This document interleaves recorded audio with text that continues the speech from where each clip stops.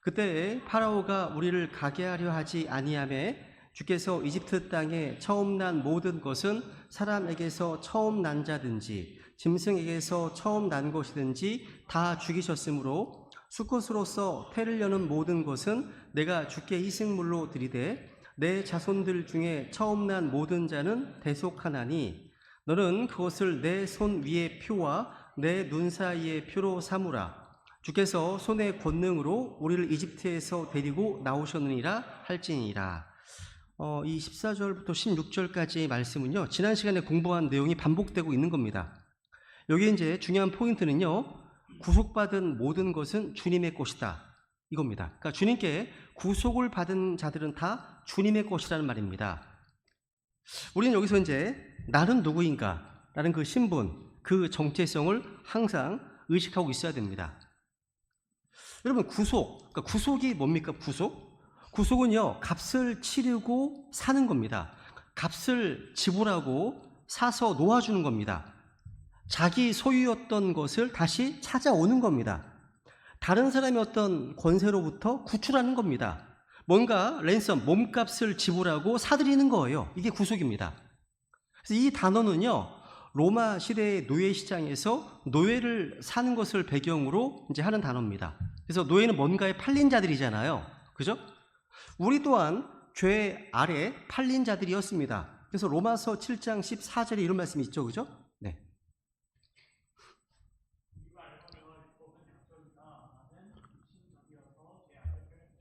우리는 죄 아래 팔려 있었습니다. 죄 아래 팔린 자들로서 이 죄의 싹시 사망이기 때문에 모든 사람은 이 사망의 종입니다. 그래서 죽음을 두려워하고 죽음에 속박되어 있죠. 또 성경에는 모든 사람이 마귀의 속박 가운데 있다고 증언합니다. 그러다가 이제 하나님의 구속 계획이 나타났죠. 우리를 구속하기 위한 희생 제물로서 예수 그리스도라는 한 몸을 주님께서 예비해 주셨습니다. 그런데 그 구속의 계획은요, 성경에 보면요, 세상의 창건 이전에 정하여졌다라고 말씀하고 있습니다. 이게 진짜 예정이죠. 세상의 창건 이전에 예수 그리스도께서 희생 제물로 죽으실 것을 이미 예정하셨습니다. 구속의 핵심은요, 대속물인데 예수님께서 스스로 자기 생명을 대속물로 내어주셨잖아요. 그죠? 그러니까 구속의 대가로 지불된 것이 바로 뭐예요? 바로 어린 양 예수 그리스도의 피입니다. 피예요. 읽어볼까요? 네. 그 사랑하시는 자 안에서 우리가 그분의 풍성한 은혜에 따라 그분의 피를 통해 구속 곧 죄들의 용서를 받았도다. 자, 중요하죠. 구속 앞에 뭐가 있습니까? 그분의 피를 통해서. 그다음에 보시면 그분 안에서 우리가 그분의 피를 통해 구속 곧 죄들의 용서를 받았도다. 그렇죠? 그분의 피를 통해서, 이게 킹제임스 성경에서만 이렇게 기록되어 있습니다. 그분의 피를 통해서 구속받았다 말씀하죠. 또 베드로전서 1장 18절 19절에 보세요 한번.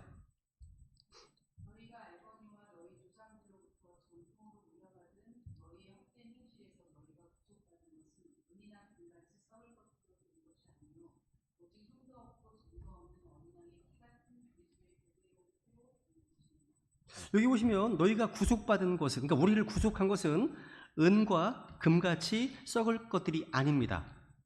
당시 로마의 노예시장에서 사람을 구속해 주는 것은 언제나 은이나 금과 같은 돈이었거든요. 근데 우리를 구속한 것은 이런 은이나 금이 아니라 오직 흠도 없고 점도 없는 어린 양의 그 피, 그리스도의 보혈은 피로 되었다고 증언하고 있습니다. 그러니까 하나님께서 자신의 몸값을, 그러니까 하나님께서 구원받아야 될 우리의 몸값을 자신의 피로 치르셨습니다. 이것 한마디로 하나님께서요, 우리 각 사람의 혼의 가치를 말해줍니다. 우리의 혼은요, 금이나 은으로 구속될 수 없습니다.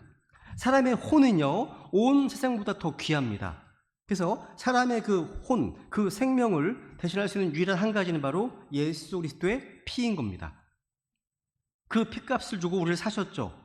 이것을 사도행전 20장 18절에서는 하나님께서 피값을 주고 교회를 사셨다고 기록하고 있습니다. 교회를 사셨다. 에베소 1장 14절도 볼까요?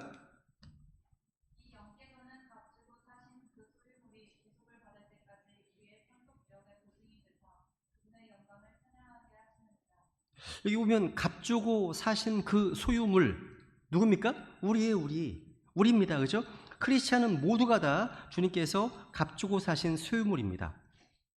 이게 우리의 구원이요, 값없이 주어지는 선물이라고 해서 이것이 뭐 싸구려라거나 가치가 없는 것이라는 의미가 절대 아니죠. 그러니까 값으로 살 수 없는 엄청난 가치가 있지만 주님께서 신이 값을 치르심으로써 우리는 값없이 은혜로 구원을 얻게 된 겁니다. 그죠? 근데 오늘 출애굽기 이제 본문에 보니까 구속받은 모든 것은 다 내 것이다, 이렇게 주님께서 말씀하십니다. 그렇다면 구속받은 여러분은 자신에 대한 주님의 소유권을 인정하고 믿으십니까? 이게 중요한 포인트예요. 그러니까 구속받았다면 나에 대한 주님의 소유권을 믿고 인정하시냐? 여러분, 구속받은 나는 주님의 겁니다. 나의 것도 주님의 겁니다. 이런 믿음의 고백을 한 단어로 로드, 주님이라고 하는 거예요. 많은 분들이요, 주라고 부르지만 자신은 여전히 독립적인 존재라고 생각합니다. 이건 사실 불신이에요. 불신이에요. 솔로몬의 아가서에 보시면요, 흥미로운 세 가지 어떤 변화가 나옵니다. 솔로몬의 아가 2장에 보시면 16절.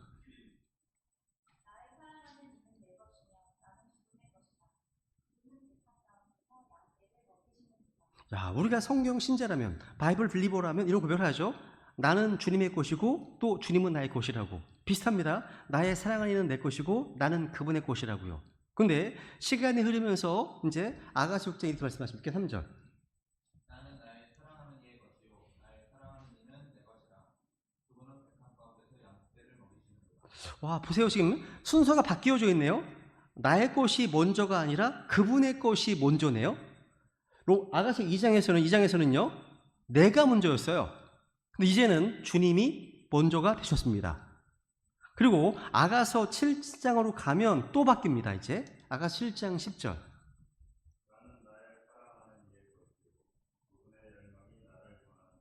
와, 그분의 열망, 디자이어, 갈망이 나에게 향했답니다. 주님께서 우리를 갈망하신답니다. 그죠? 이거 보면 나는 나의 사랑하는 이의 것이요. 여기서는요, 나의 것이 없어요. 나의 것이 안 나옵니다. 이것은요, 술람미 여인의 믿음이 성장한 것을 이해할 수 있습니다. 점점 영적으로 성장하는 과정인 거예요. 점점. 이게요. 여러분, 성경은요, 우리의 모든 것이 다 주님의 것이라고 증언하고 있습니다. 우리의 혼도. 한번 에스겔서 18장 4절에 보면요,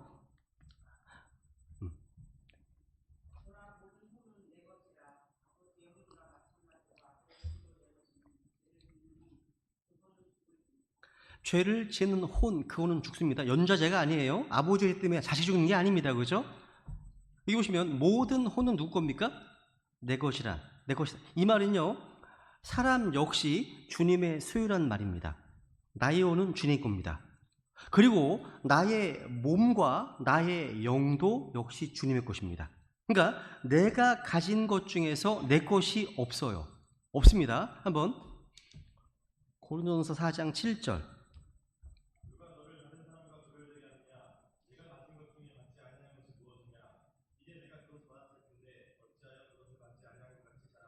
와, 성경은요, 우리 각 사람이 가진 것들이 다 주님의 것이고 주님께 받은 것이라고 증언합니다. 그러니까 나의 은사나 재능이나 물질이나 아니면 뭐 외모, 인물 다 모든 것이 다 주님께 받은 거예요. 받은 겁니다. 심지어 성경에 이제 고린도서 3장에 보시면 너희는 그리스도 것이다. 그러니까 우리가 그리스도 것이랍니다. 너희는 그리스도의 것이라고요. 그러니까 구원받은 성도들 모두가 다 주님의 소유라고 말씀하십니다. 주님께서 값을 치르고 나를 사셔서 자신의 소유로 삼으신 것은요, 사람들의 종이 되지 말게 하기 위해서입니다. 그 아래 보시면 주께서 값을 치르고 너희를 사셨으니 너희는 사람들의 종이 되지 말라 말씀하십니다. 우리의 몸과 우리의 영은 다 주님의 것입니다. 우리 것이 아니죠. 그다음 읽어볼까요?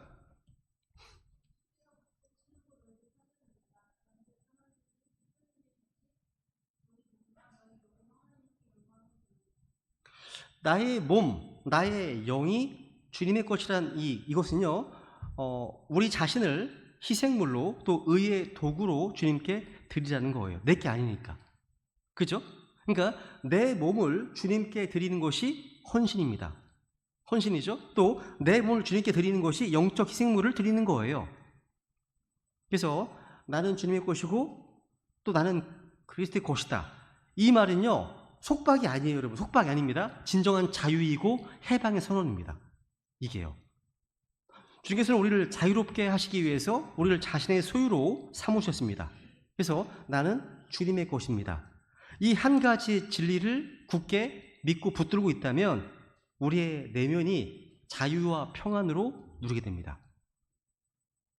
그러니까 이 말씀은요, 우리의 정체성, 나의 어떤 신분을 확인해주는 그런 말씀이라는 거죠. 이제 본문 다시 17절로 가면 17절.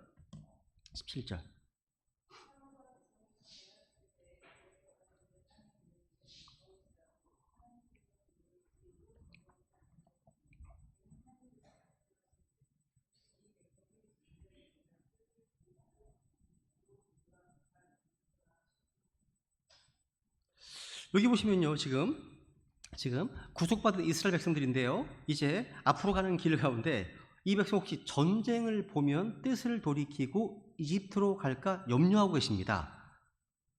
주님께서는요, 6월절 어린 양의 피로 구속받은 이스라엘 백성들 앞에 여러 가지 고난과 장애물들이 있을 것임을 미리 아셨어요.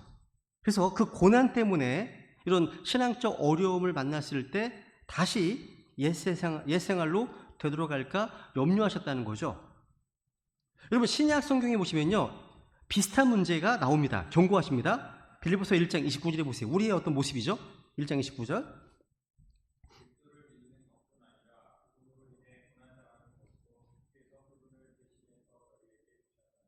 와, 여기 보시면요, 우리에게 주어진 것이 뭐냐면 그리스도를 믿는 것뿐만 아니라 그분으로 인해 고난받는 것, 이것도 주님께서 우리를 주셨답니다. 우리에게 고난받는 것도요.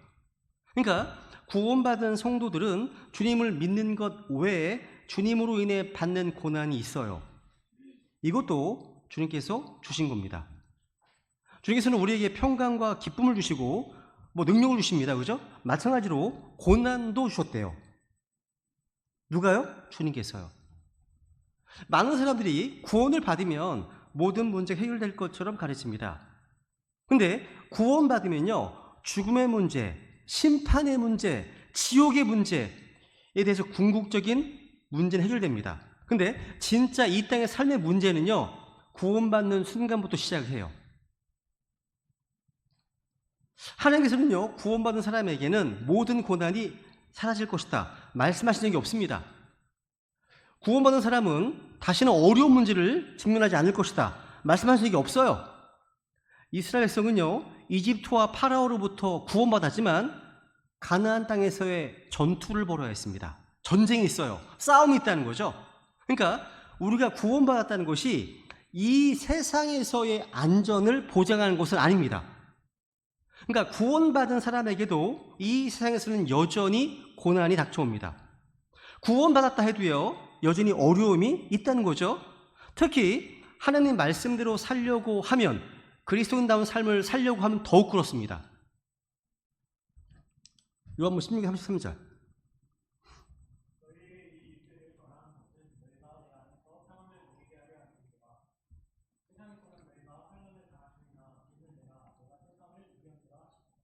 세상에서는 너희가 환난을 당할 터이나 기운을 내라. 말씀하시네요. 여기 이 말씀 보니까요, 이 말씀은요, 환난이 없는 평안이 아니에요.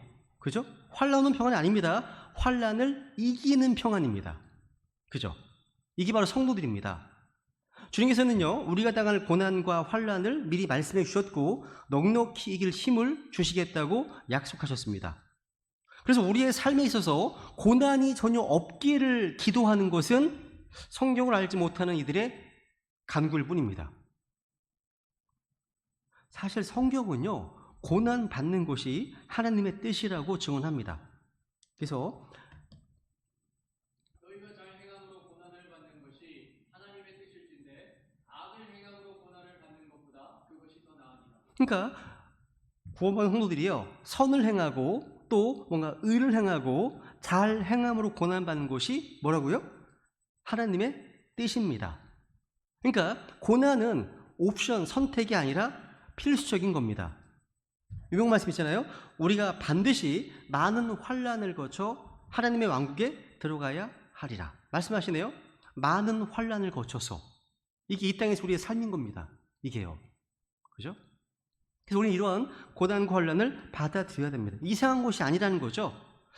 시편 23편 4절에 유명한 말씀이 하나 있죠. 시편 23편 4절.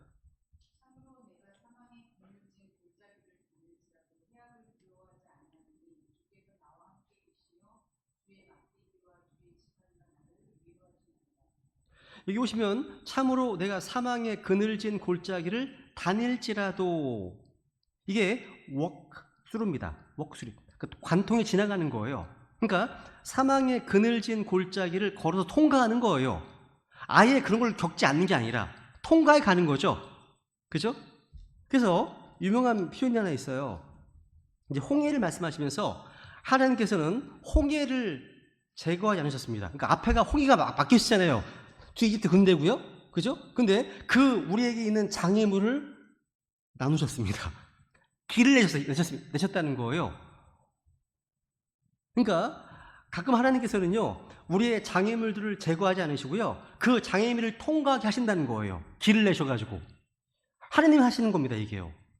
우리는 이 장애물이 아예 없기를 원하잖아요. 아니, 하나님 장애물을 제거하기 원하시잖아요. 그렇게 하시는 경우도 있지만 보통은 장애물을 통과하게 하십니다. 왜? 나를 훈련하시기 위해서, 영적으로 단련시키시기 위해서. 그죠? 근데 이제 18절, 오늘 본문 18절에 보시면 18절.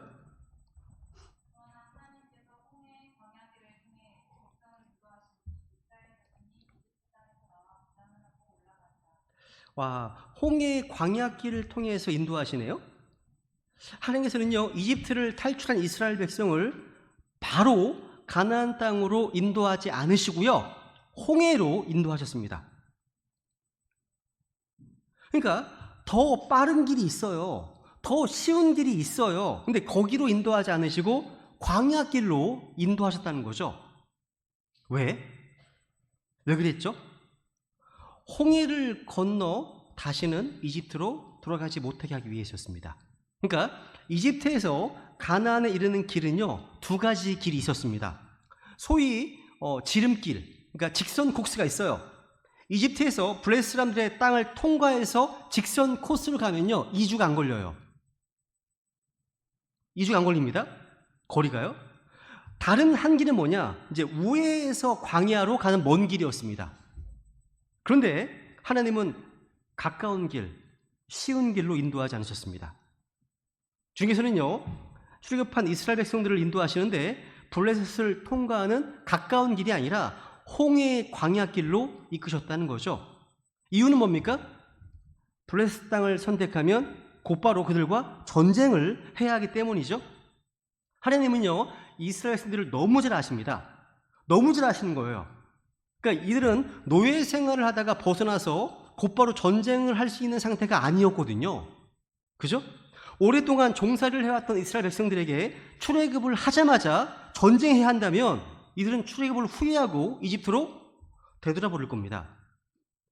이 당시에 블레셋에는요, 거인들이 많이 있었습니다. 철병으로 무장한 군대가 있었거든요. 하지만 당시 60만 장정이 있는 이스라엘은요, 오합지졸되었습니다. 여기서 뭘 배우게 됩니까? 하나님께서는요, 우리를 인도하시는 게 우리의 영적 상태와 수준, 이런 것과 밀접한 관계가 있구나. 그냥 막 몰아가시는 분이 아니십니다. 우리의 수준과 영적 상태를 감안해서 인도하신다는 사실. 그러니까 하나님의 인도하심은 우리의 눈높이에 맞추십니다. 참 감사한 거, 이게요. 사람들은요, 빨리빨리를 원해요. 빠른 길을 원합니다. 왜 안 하지? 빨리 갈 수 있는데? 지름길을 찾습니다. 빨리 가고 싶어 한다는 거죠. 쉽게 가고 싶어 합니다. 하지만 주님께서는요, 그 길로 인도했을 때 우리의 어떤 반응을 알기 때문에, 어떤 결과를 아시기 때문에 우리의 영적 상태를 보시고서요, 거기에 맞게 타이밍을 조절하신다는 거죠. 그걸 믿어야 돼요. 우리는 너무 성급할 때가 많습니다. 왜 이렇게 안 하지? 아닙니다. 하나님의 방식이 아니라는 거죠.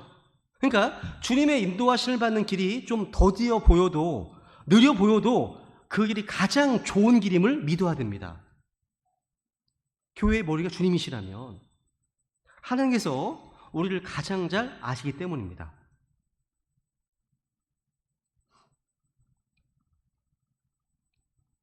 이제 19절에 보세요. 19절에 보시면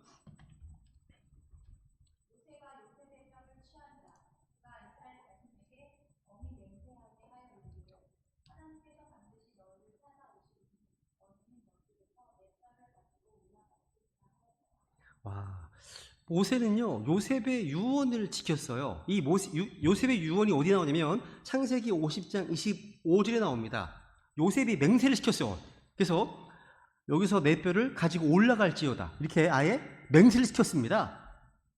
여러분, 요셉의 뼈를 가지고 올라간 것은요 휴거의 모형입니다. 이스라엘 백성들은 세상을 예표하는 이집트를 떠났습니다. 마귀를 예표하는 파라오의 권세에서 벗어났습니다. 이집트 땅에는요 야곱의 유골이나 요셉의 유골이 남아있지 않습니다. 우리 성도들이 이 땅에서 휴거되잖아요. 이 땅에서 휴거될 때 이 땅에는요 성도들의 뼈가 남아있지 않습니다.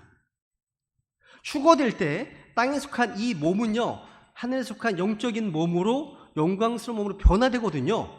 근데 몸이 변화된다는 것은 뭡니까? 몸의 구성 요소인 살과 피와 뼈가 다 포함되는 겁니다. 여러분, 부활하신 주님께서는요 부활의 몸이 어떤 몸이었습니까? 살과 뼈가 있었습니다. 살과 뼈가. 누가복음 24장에 보시면요 39절에 보시면 주님에게는 살과 뼈가 있다고 증언하고 있죠. 그죠? 여기 보시면 내 손과 내 발을 보고 바로 나인 줄 알라. 나를 만지고 또 보라. 영은 살과 뼈가 없지만 너희가 보는 바와 같이 나는 있느니라 하시니라. 그렇다면 우리 역시 부활할 몸, 휴거될 몸 어떤 몸입니까? 살과 뼈가 있습니다. 초자연적인 몸이죠. 그죠? 그러니까 휴거 때 우리 성도들은요 눈 깜짝할 사이에 몸이 변화를 받아서 하늘로 들림받습니다. 또 이것을 이렇게 얘기할 수 있습니다. 요셉은 또 예수 그리스도의 모형입니다. 무려 150가지 이상 일치됩니다. 그렇다면 주님의 뼈는 이 땅에 남아있지 않음을 또 보여주기도 하는 겁니다. 이게요. 다시 20절 갑니다. 20절부터 읽어볼까요? 20절부터. 네. 숲곳에서 이동하여 광야 끝에 있는 에담의 지르시니라. 주께서 그들 앞에 가시며 낮에는 구름 기둥으로 그들의 길을 인도하시고 밤에는 불 기둥으로 그들에게 빛을 주사 낮과 밤에 가게 하셨으며 낮에는 구름 기둥을 밤에는 불 기둥을 백성 앞에서 치우지 아니하셨더라. 여기 보시면 이 구름 기둥, 불 기둥은요 이스라엘 백성들이 홍해를 건너는 동안에도 추격해낸 이집트 군대를 막았거든요. 또 홍해를 건넌 뒤에는 이 구름 기둥과 불 기둥이 나와 앞서 나가면서 그들의 길을 인도했습니다. 여기 낮에 있는 구름 기둥은요 광야의 뜨거운 햇볕으로부터 보호해줬습니다. 중동의 광야는 불같이 뜨겁기 때문에요 몇 시간만 걸어가면 탈진합니다. 쓰러집니다. 하지만 습도가 낮아서요 그늘 밑에만 있으면 시원하답니다. 그래서 구름의 큰 그림자 아래만 있으면요 시원하게 전진해 갈 수 있었다는 겁니다. 그래서 21절 보시면 낮에는 구름 기둥을 밤에는 불 기둥을 백성 앞에서 치우지 아니하셨다 말씀하시네요. 이것을 민수기 9장에서는 이렇게 표현합니다. 민수기 9장 16절 보시면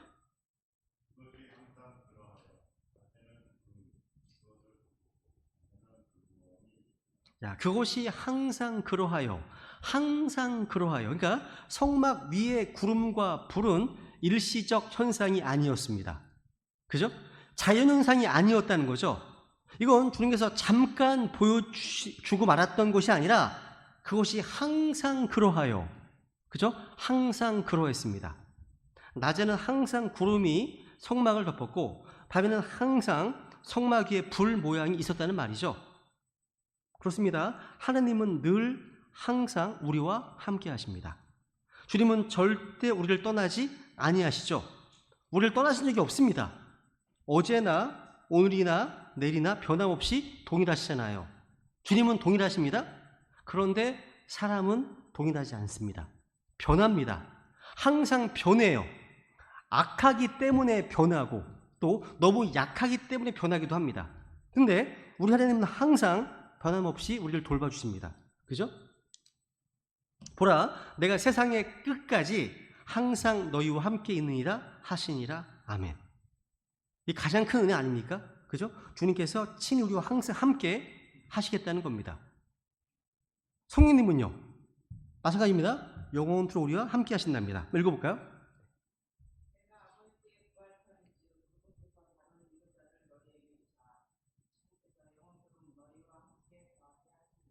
아멘. 와, 이 위로자 성령님께서 영원토록 우리와 함께 거하시겠대요. 우리 함께 하신답니다. 그죠? 와. 그러니까 이 성령님 우리를 떠나지 않으십니다. 그죠? 예수님을 믿고 구원받은 성도라면 이 말씀을 알든지 모르든지 믿든지 믿지 못하든지 간에 기록된 말씀은 그대로 사실인 거예요. 사실입니다. 자, 이렇게 주님께서 구름 기둥과 불 기둥으로 인도하셨다? 이건 정말 큰 축복이 아닐 수 없습니다. 이것은요, 주님의 선명한 인도하심을 보여줍니다. 낮에는 구름이 잘 보이고요, 밤에는 불이 잘 보여요. 그러니까 주님은 항상 이렇게 쉽게 구분할 수 있게 인도해 주십니다. 누구든지 원하기만 한다면요, 주님의 인도하심을 따라갈 수 있습니다. 물론 오늘날에는요, 주님께서 이렇게 눈에 보이는 어떤 구름 기둥이나 불 기둥으로 가야 할 길에 인도하지는 않으시죠. 우리에게 뭐가 있습니까? 그것보다 더 확실한 게 있어요. 말씀. 그죠? 베드로서 1장 19절.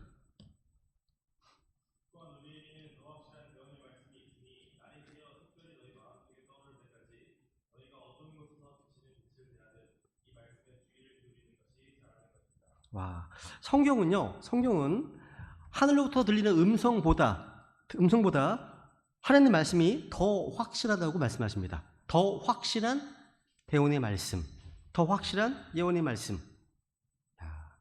성경은 하나님의 말씀이 우리의 길의 빛이라고 말씀합니다. 그래서 주의 말씀은 내 발의 등불이요 내 길의 빛이니이다.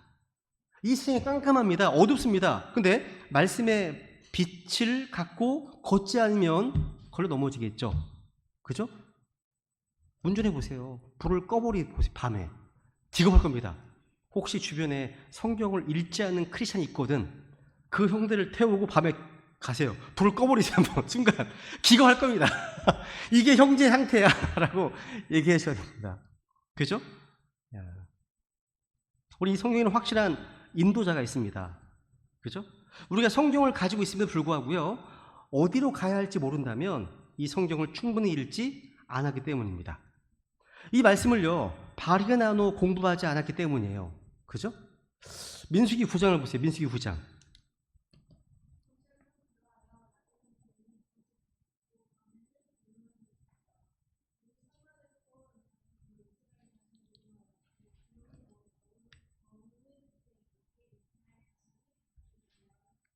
네, 그 다음 18절.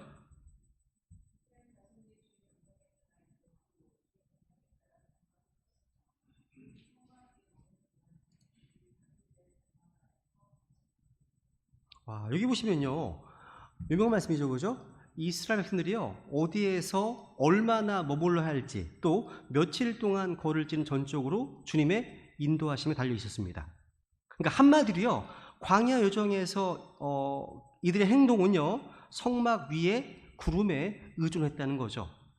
여기 17절 말씀에 보시면요, 17절 보시면 구름이 머무는 곳에, 거기에 이스라엘 자손이 장막을 쳤답니다. 어디에 장막을 쳤다고요?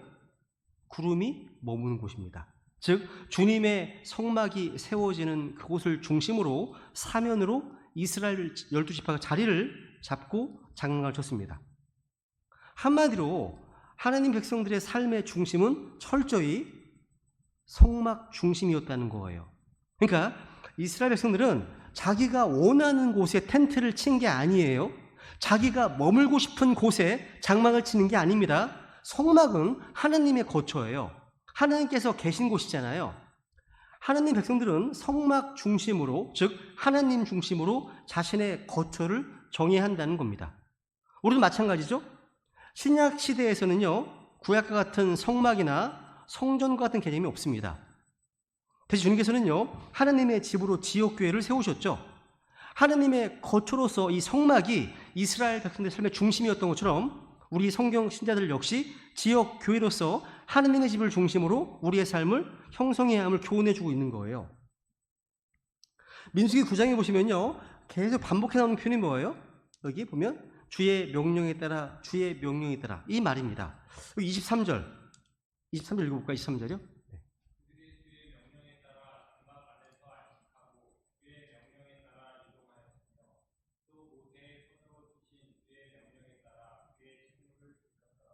여기 23절 한 말씀만 보더라도요, 주의 명령에 따라, 주의 명령에 따라, 주의 명령에 따라 3번 반복하고 있습니다.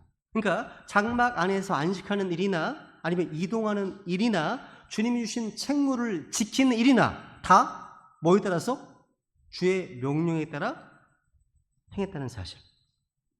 그래서 이스라엘 백성들은 주님의 명령이 있어야 행군했고요, 주의 명령이 있어야 텐트를 쳤고요.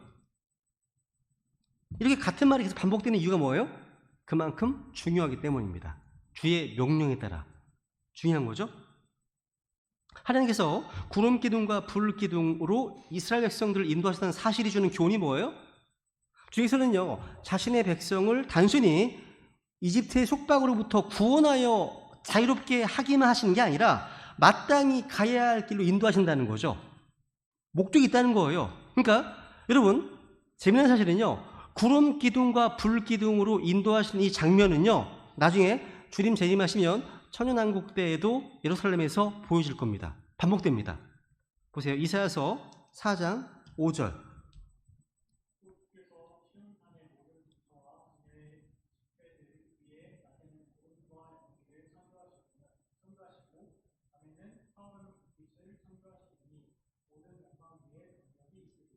와, 완전 초자연적인 광경이에요, 이건요. 주님께서 이스라엘 가운데 계시면서 그들을 인도하신다는 표적이 구름 기둥과 불 기둥이었거든요.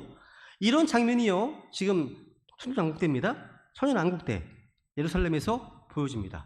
그래서 누구든지요, 예루살렘으로 가게 되면 시온산의 모든 거처와 집회를 위해요, 낮에는 구름과 연기를 보게 되고요, 밤에는요 타오르는 불빛을 보게 됩니다. 다 보게 될 거라는 사실이죠. 반복되는 거예요. 한 가지만 더 볼게요. 여러분, 주의 명령에 따라 장막을 친 곳이요, 항상 평안하고 좋은 곳만은 아니었음을 꼭 기억해야 됩니다. 주님이 인도하신 곳인데 이게 우리가 보기에는 되게 좋은 곳이 아닐 수 있다는 거예요. 한번 보세요. 출애굽기 17장 1절. 이스라엘 자손의 온 회중이 주의 명령에 따라 신 광야에서 떠나 자기들의 여정대로 이동하여 르비딤의 장막을 쳤으나 거기에 백성이 마실 물이 없었으므로. 와, 지금 이스라엘 백성들이요, 주님의 명령에 따라서 이동했고 장막을 쳤어요. 근데 거기에 가니까 뭐가 없습니까? 마실 물이 없네요. 그러니까 우리 주님께서는 때로 어려움의 길로, 고난의 길로 인도하십니다. 어디 곳으로요? 어느 곳으로요? 물이 없는 곳으로, 또 빵이 없는 곳으로, 거기 머물게 하신다는 거죠. 왜 그렇죠? 우리를 단련하시기 위해서입니다. 주님을 전적으로 신뢰하도록 하기 위해서입니다. 우리를 낮추시기 위함이에요. 우리 마음속에 무엇이 있는지, 또 우리가 그분의 명령을 지키는지 알려고 하시는 겁니다. 이게 신명기 8장에 보세요. 신명기 8장 2절. 찾아보시죠. 신명기 8장 2절.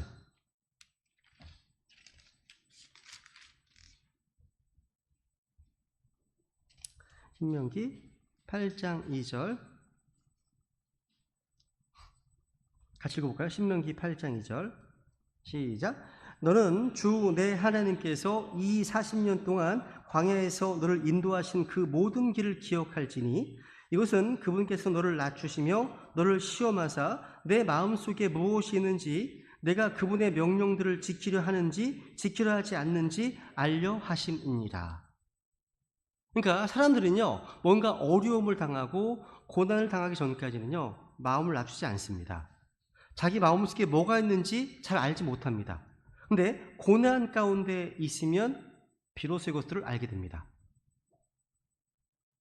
그래서 이스라엘 자손은요, 주의 명령에 따라서 이동하고 주의 명령에 따라서 장막을 쳤듯이 우리 또한 모든 일에 있어서 주님의 명령에 따라야 되겠죠. 자기 생각을 버리고 자기 의견을 버리고, 그러니까 이런 자기 생각이나 의견은 전혀 고려 요소가 아니라는 거죠. 우리는 뭐예요?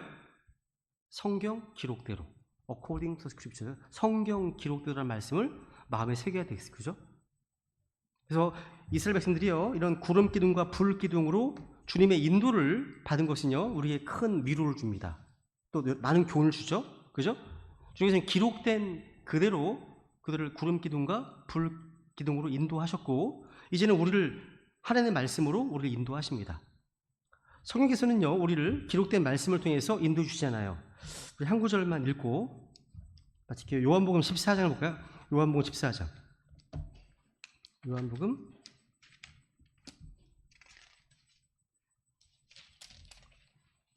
14장 25절 26절. 요한복음 14장 25절 26절. 구름 기둥과 불 기둥의 인도하심에 대한 신약적 적용입니다. 내가 아직 너희와 함께 있으면서 이것들을 너희에게 말하였으나 위로자 곧 아버지께서 내 이름으로 보내실 성령님, 그분께서 너희에게 모든 것을 가르치시고 내가 너희에게 무엇을 말하였든지 너희가 모든 것을 기억하게 하시리라. 성경에서 주님이 하신 말씀을 기억하게 하시겠답니다. 그러니까 성령님의 사역 중 한 가지가 뭐예요? 주의 말씀을 기억하게 하고 가르치시는 겁니다. 생각해 보세요. 이 12 사도들이요, 이 사복음서를 어떻게 기록했겠습니까? 그걸 다 한 년만 동안 들었던 거 어떻게 다 기억하겠습니까? 성령께서 자신의 영감으로 주신 말씀인 거예요. 그죠? 이건 우리의 일상에서도 흔히 체험할 수가 있습니다. 이 말씀을 기억하고 가르치는 사역은요.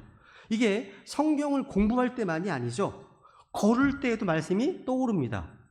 말씀을 가르칩니다. 또 운전할 때에도 계속 말씀을 생각하다 보면요, 말씀을 통해서 뭔가 가르쳐 주십니다. 등산할 때도 마찬가지예요. 또 뭔가 중요한 결정을 해야 할 때도 기록된 말씀을 통해서 인도해 주십니다. 우리 모두 이러한 주님의 인도하심을 받아야 되겠습니다. 그렇죠? 그래서 오늘 이 시간에 들으신 말씀을 좀 기억하시면서 위로자 성령님께서 우리의 매일매일의 어떤 삶 가운데 인도해 주시고 이 주님 말씀을 좀 기억나게 해주시고 가르쳐주심으로 이 말씀에 순종하고 걸어갈 수 있도록 기도하시고 우리 각자의 개인 기도 중들을 갖고 주님께 좀 기도하겠습니다. 우리 기도하시겠습니다.